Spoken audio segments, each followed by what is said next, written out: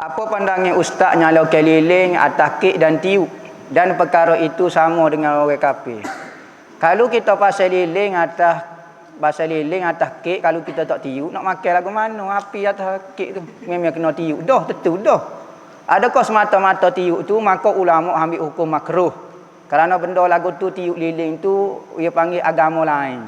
Moleknya kalau kita nak mapuh dengan tangan. Afdalnya jangan buat guna liling langsung, tak payah guna liling.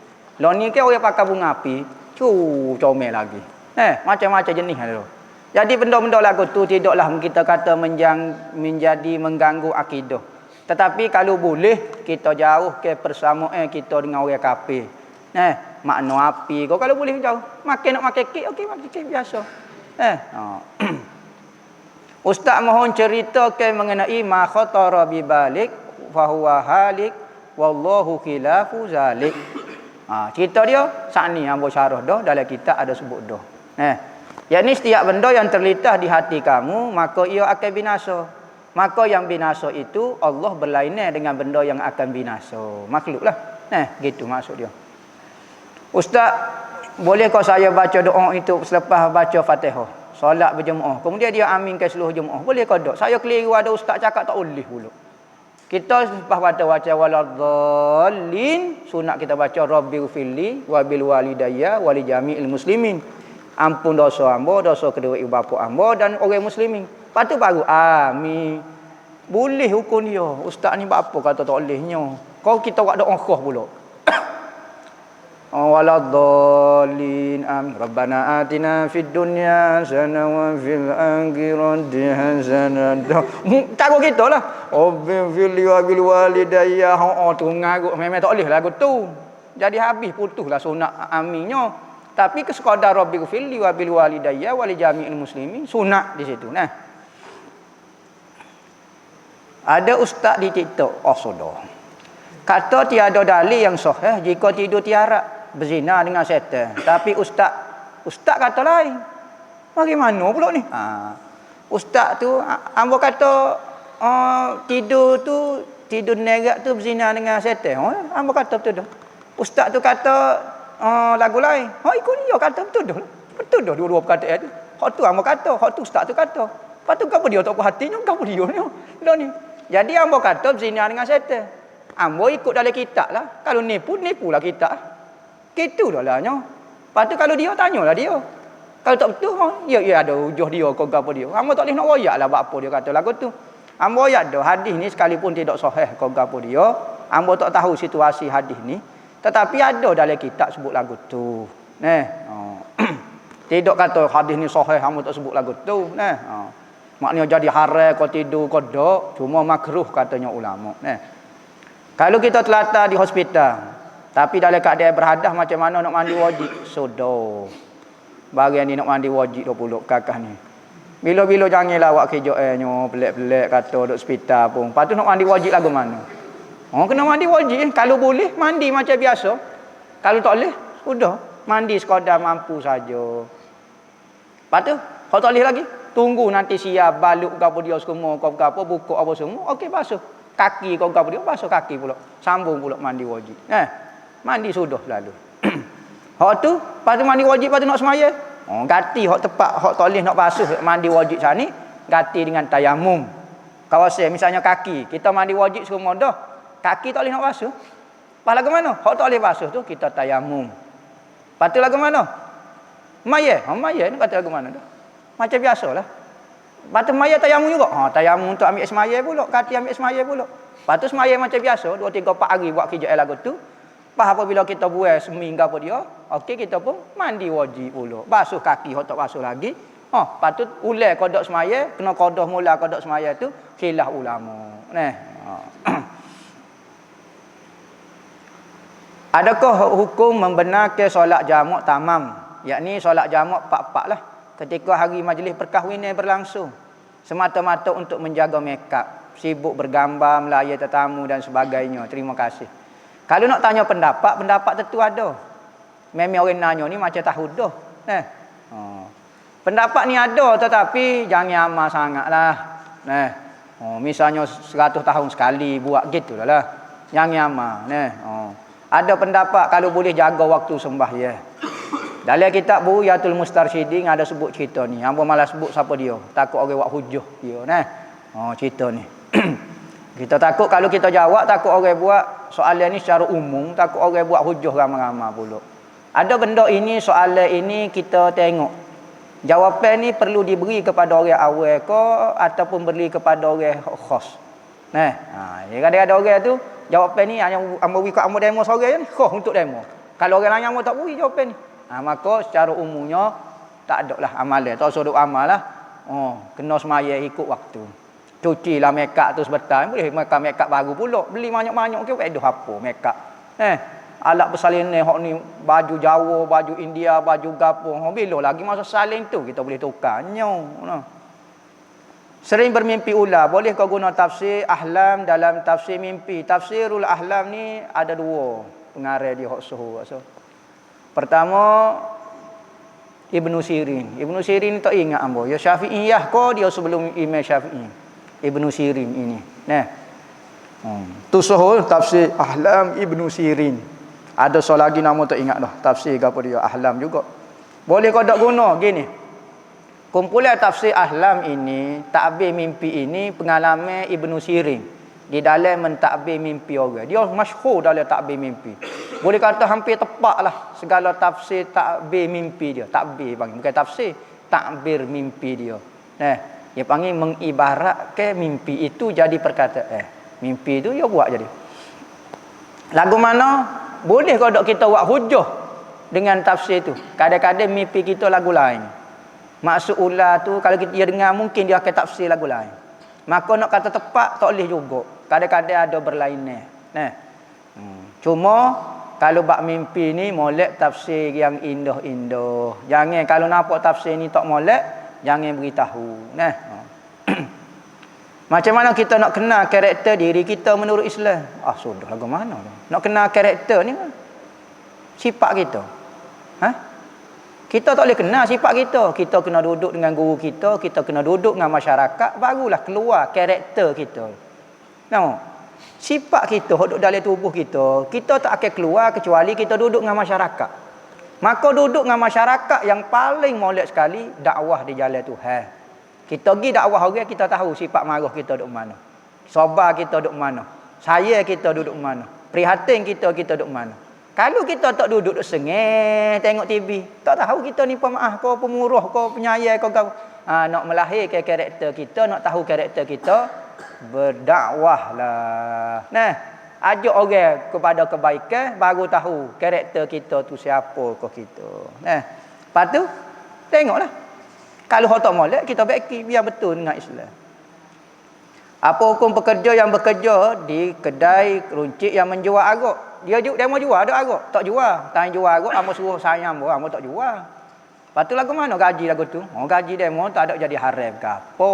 Munggo demo jual bagi bersih. Orang lain jual. Lepas tu pitih tu yobuh dalam go tu cashiernya capur belaka. Syubhat. Syubhat ni makruh. Moleknya kalau pitih lagu tu, kalau kita jenis ihtiyatlah, royak keboh. Boh. Gini boh. Ambo orang Islam. Ambo tak boleh jual barang-barang haram ni. Arak ke apa gini. Pitih arak ambo tak sini boleh ke dok? Macam dalam papai cashier tu ni pitih arak saja, pitih orang jual.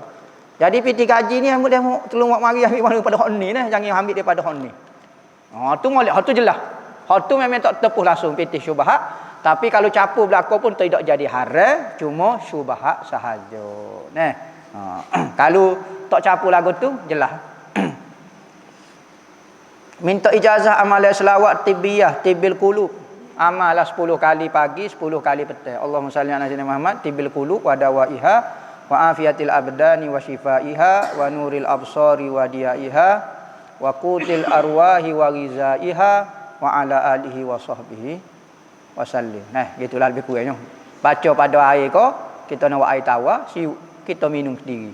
Biar kita berlatih bomo diri kita pula dulu Amu ijazah tu 10 kali pagi, 10 kali petang. Nak tanya yang mana besar fadilat kita berjemaah di surau ke di masjid. Surau tu gapo, masjid tu gapo. Cuma ulama kata masjid yang dibuat Jumaat hak tu lebih afdal daripada masjid yang tidak dibuat Jumaat. Maka kalau kita faham surah tu gitu, surah ni masjid ni maknanya hak tempat Jumaat, surah ni bukan tempat Jumaat, maka itu afdal masjid lah. Betul tak cara saya bangun tahajud, saya qada semaya, lepas pada tu akhir sekali saya buat witir. Boleh qada? Qada ada lagi qada? Ada lagi tak solat witir? Tak pada. Pahala witir tak boleh nak lawan pun dengan kita qada fardu kita. Qada fardu dapat pahala wajib. Maya witir sunat yang paling tinggi. Sekalipun dia muakkad khilaf ulama pada wajib. Ni ya tentu dah. Adakah batal wuduk jika isteri dan suami bersentuh kuku dengan rambut? Maka tidak batal. Kulit sahaja yang batal. Kulit sama kulit. Kulit dengan rambut tidak batal. Kulit dengan kuku tidak batal. Ada kelebihan tak guna tasbih saiz besar untuk berzikir? Sebab kebanyakan tok guru ada tasbih besar kat rumah dia dan pondok mereka. Tasbih besar ni hangpa sebut dah dalam video hangpa dulu-dulu pun ada. Kelebihan tasbih besar ni bagi orang yang mula nak berzikir. Maka molek guna tasbih besar sebab dia tak boleh nak fokus lagi. Perlu kepada benda yang besar. Kalau dah fokus, dah hati dah tenang, dah ingat Tuhan semacam, orang kecil pun tak apa. Lepas tu apa duk sakut situ apa semua. Gini lah. Ya kenderaan ni macam tasbih ni macam kenderaan Kadang-kadang kita orang mari ziarah nampak ada kereta besar, ada bah, ada lori. Kita tak guna semacam bah tu deh. Tapi tang-tang nak guna bah lah. Kita dah guna kacil tu, hak kecil tu ya. Ya lagu tu. Kadang-kadang ada nak guna tang besar-besar. Nak timbuk orang kau gapo dia guna hak besar lagu tu. Apa kelebih orang menghafal mata alfiyah tapi tidak faham makna dia? Tak tahu, hangpa tak ingat ada tak kelebihan alfiyah ni.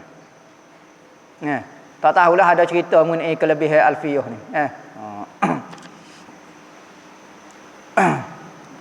Mazhab mana yang boleh menjamak ke Jumaat? Boleh solat Jumaat dengan sekurang-kurang 4 ahli Jumaat. Dan apakah boleh diamalkan di Malaysia?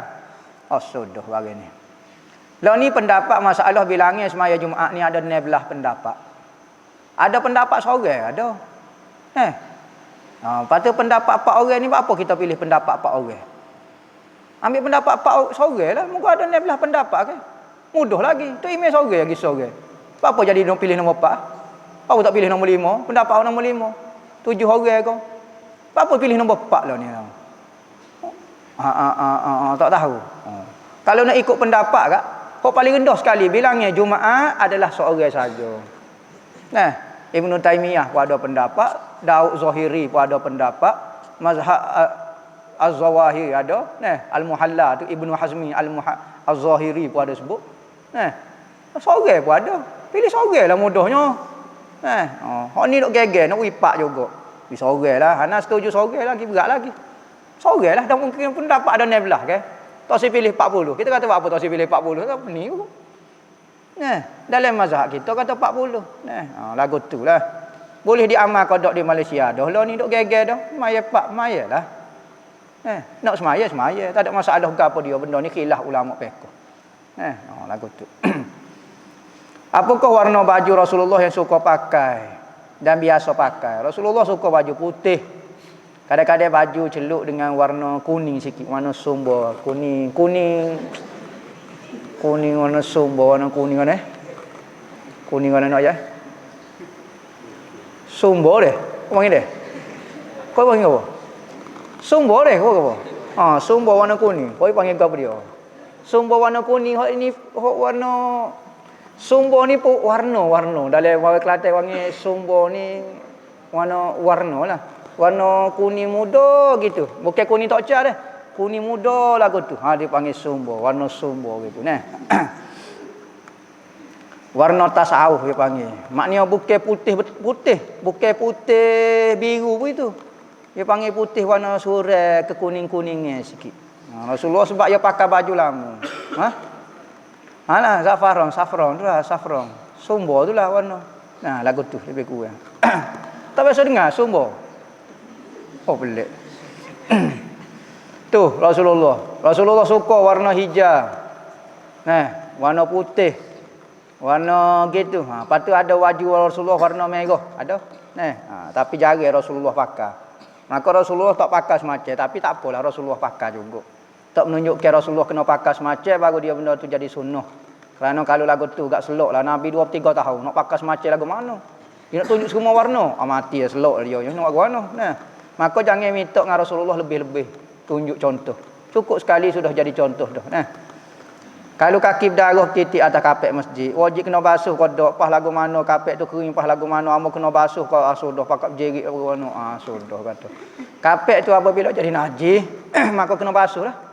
Kena basuh lah. Apa? Basuh tak ada masalah lah. Pas kering sudah boleh. Jangan waktu basuh lagu tu lah kapek masjid tak boleh menajiskan tempat semaya hukumnya berdosa. Sebab tu kita kalau ada najis jangan naik atas masjid. Takut menajiskan masjid. Sekalipun berlapik katanya ulama. Sekalipun berlapik jangan. Masuk ke najis sekalipun berlapik di dalam masjid hukumnya haram juga. Kita underwear kita kena air kecing. Contohnya lah. Kita buku-buku bubuh dalam seluar kita gulung kita letak dalam masjid. Tak boleh juga katanya ulama. Sebab apa? Masuk ke najis dalam masjid. Sekalipun tak sentuh kapek masjid. Ha memang lah. Tapi kalau benda bukan najis duduk dalam masjid. Makruh. Apa dia bukan najis tapi macam mengotori panggil benda bukan najis. Kalau benda kotor tapi bukan najis waktu jadi makruh. Saya dengar ramai orang tua sebelum solat fardu baca surah An-Nas. Gapo kelebihan dia? Surah An-Nas ni menghalau daripada gangguan iblis nak mari. Rabbi a'udzubika minal hamazati syayatin wa a'udzubika rabbi an yahdurun. Ni, lepas tu doa dia. Lepas tu baca qul a'udzu birabbin nas, minta supaya Tuhan jaga kita daripada gangguan ketika kita nak semaya sebab syaitan janji nak mari khianat kita setiap kali kita nak semaya. Maka kita nak berlindung. Lepas suami meninggal dunia, nafkah keluarga jatuh pada siapa? Kesianlah pada bini yang tak boleh bekerja dan mempunyai anak masih kecil. Orang jatuh ramai, ambillah buat bini. Janda-janda tu, patulah awak. Duk sia saja. Wilah tok laki demo ko gapo ko. Tolong janda tu sia ke dia. Patu duk sia belanja air liu lagu tu. Sia saja tolonglah. Tak syarat nikah. Tak apa tak syarat nikah, tolonglah. Beri duit kau gapo dia. Kok moleknya buin zahir dan batin. Lagu tu nak ayatnya.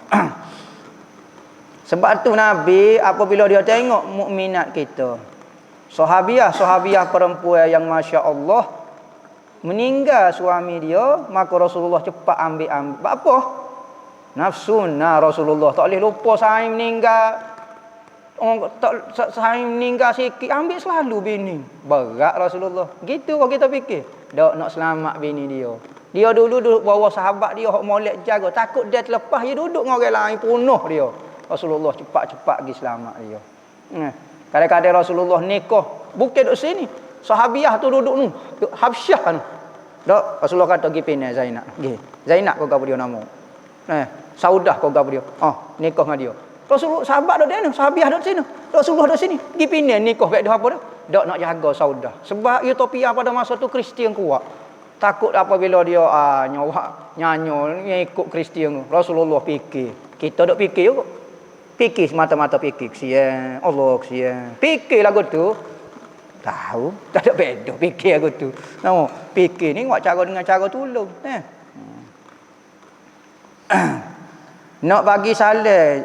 Je ke Ustaz. Assalamualaikum. Allah. Waalaikumsalam. Pelik sungguh. Bukan salam ni. Ajar maut sudah ditetapkan. Macam mana pula bunuh diri. Kalau dikira ajar. Kenapa seorang diseksa di akhirat? Mati ni Tuhan ajar dah. Patut orang bunuh diri ke ajar juga. Apa dia kena seksa diri? Kita seksa atas perbuatan dia. Bukan dia mati. Kalau dia bunuh diri tak mati pun dia akan berdosa. Bukan dia mati tu. Mati tu kerja tu. Menghidupkan memati. Ni perbuatan cocok dengan ni haramnya. Hak terjung tu kelegung atas kepala dulu. Hak tu haram. Kalau tak kedai tak mati pun dosa tu perbuatan tu.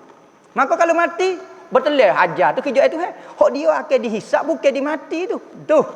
Apa dia mau terjung tu.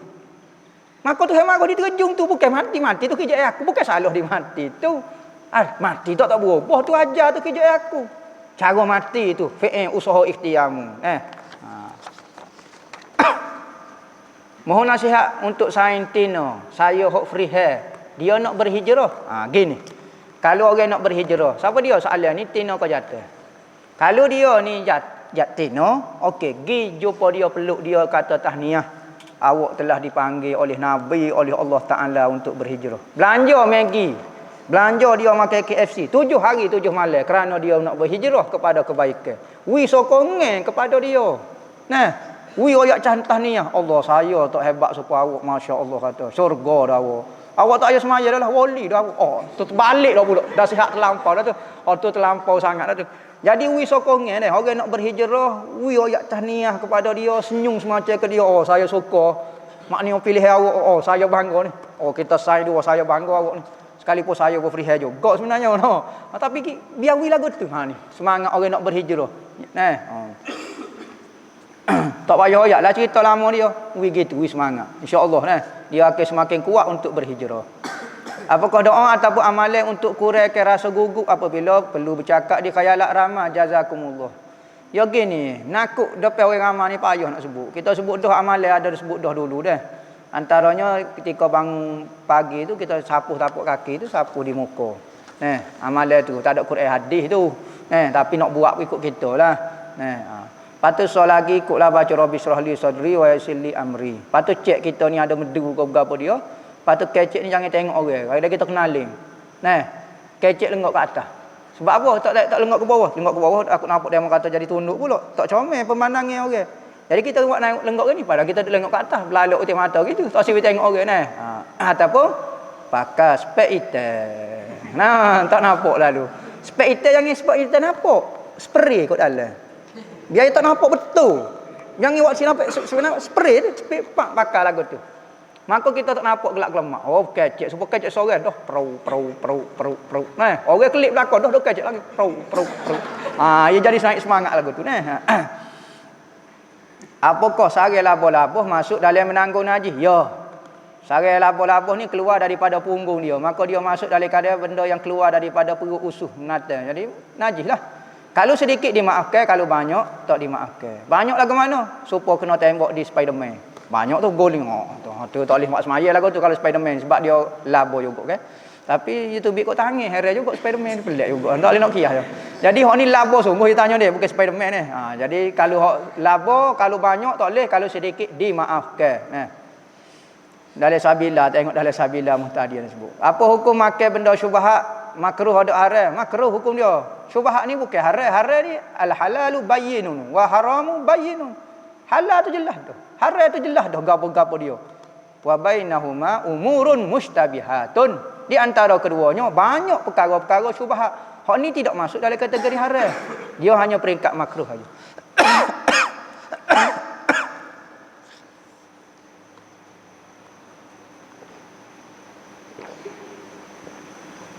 Ustaz minta ustaz penjelasan ustaz. Tidur dalam keadaan wuduk. Bila setuh dengan bini, dengan tok lelaki batal. Pas nak tidur lagu mana dengan wuduk? Pertama, kalau kita tidur sore, biarlah kita ada ismaya siapa kita terlelap. Apabila terlelap, tidur tu batal lah ismaya kita. Okey, biar kita habis ke batalnya ismaya dengan tidur. Tapi kalau kita suami isteri, nak tidur tu biar ada ismaya. Yakni sebelum kita tidur di pembaringnya kita, di katil kita ada ismaya. Pas tidur tu setuhlah dengan bininya, tak apa, dah dapat pahala berwuduk untuk tidur. Bukan berwuduk sehingga tidur, dah berwuduk untuk tidur sebenarnya. Kita ambil semaya untuk tidur tu sunat lagu tu. Bukan berwuduk siapa tidur dah. Tu maksud dia. Dan orang suami isteri ni sunat bersentuh. Jangan apa awak lagi ni. Apa awak pakai jubah, pakai serban, tak boleh sentuh. Saya nak jaga ismaya. Sudah pening kepala lagu ni. Bukan. Apa hukum lepas doa sapu tangan kat muka? Pasal saya ada tengok orang lepas doa tu tak sapu muka. Doa kan tak sapu muka dia. Tak tahulah apa tak sapu muka. Takut ada tak cicuk muka dia. Nya sapu berabi atas muka. Jangan dok tanyalah apa tak sapu muka tu apa kita hok tak ada gapo-gapo sunat. Sayyidina Umar, Abdullah ibnu Umar ada sebut hadis Tirmizi kau gapo dia, Nabi kata apabila kamu berdoa, lepas pada berdoa jangan kamu letak tangan direct. Sapulah ke muka kamu, fihi barakah, padanya berkat. Tangan kita guna untuk buat ibadat ke Tuhan, tak ada tangan merintih dengan Tuhan, Ibadat ni katanya kita buat ibadat kan ni. Maka ada keberkatan, ya ada keberkatan sapu di muka katanya. Nah. Sunat sapu dah. Dalam semaya pun sunat sapu, ada riwayat kata luar semaya pun boleh berlaku.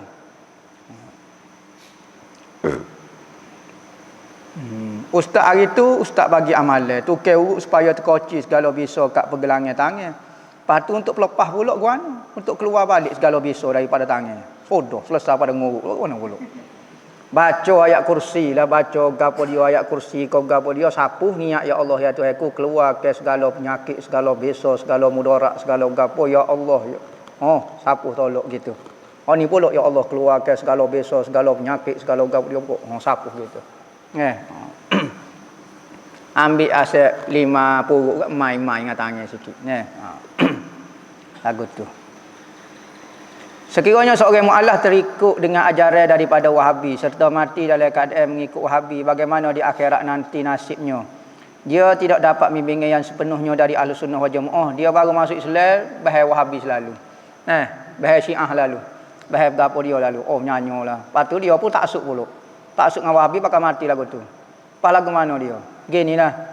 Semua orang yang mengucap la ilaha illallah, kita kena berdoa kepada dia, diampun dekat dosa dia, supaya Tuhan rahmat kepada dia, masuk ke syurga. Atas muka dunia, kita duduk baluh dengan dia, tidak sependapat dengan dia, tapi dia mati, jangan telitah di hati dia, suruh Tuhan buh dia dalam neraka.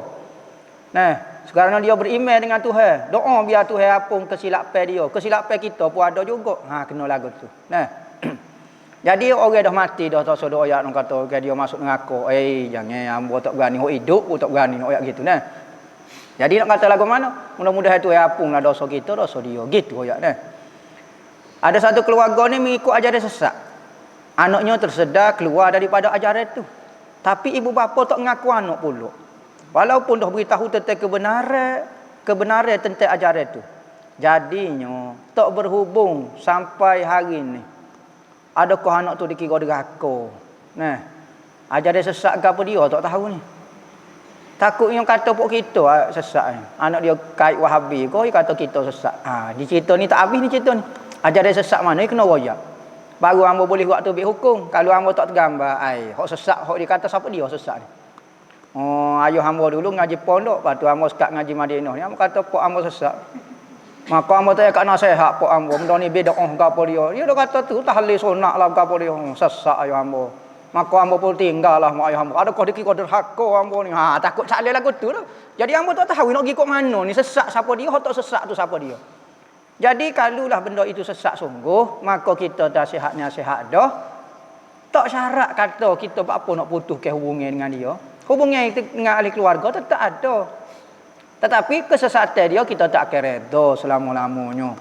Untuk beri pelajaran sekadar saja tak apa. Tapi jangan putuskan hubungan kalau boleh. Cuma soalan ni gitulah. Faham-faham Kalau lah cerita supaya hamba sebut saat ni, berarti anak dia yang sesat sebenarnya, bukan ibu bapaknya yang sesat. Wallahu a'lam. Al-Fatihah.